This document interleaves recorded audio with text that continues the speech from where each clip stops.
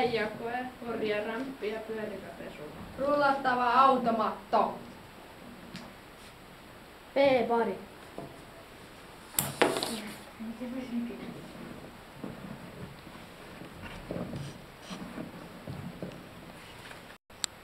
Valitsimme ydintaidoksi luovuuden.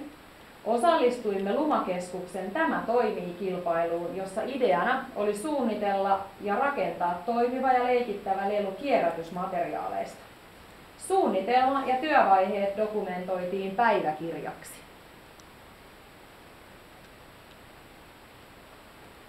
Ensin katseltiin leluja netistä. Ehdotimme erilaisia leluja ja pelejä. Tutkimme leluparkkihalleja. Jokainen suunnittelija piirsi erilaisia parkkihalliin liittyviä asioita. Tutkimme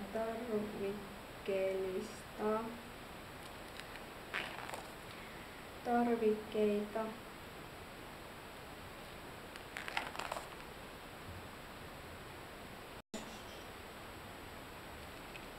Opittiin dokumentoimaan kameralla työvaiheita.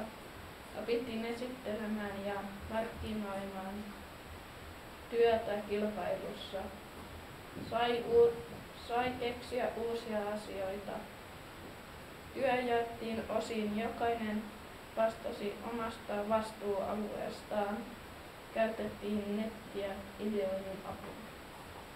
Meidän työmme arvioitiin Tämä toimii -aluekilpailussa ja se voitti toisen sijan. Projekti oli antoisa ja hyvä oppimiskokemus oppilaille ja erityisesti opettajille. Seuraavana projektina meillä valmistuu keskiaikaisen kylän pienoismalli.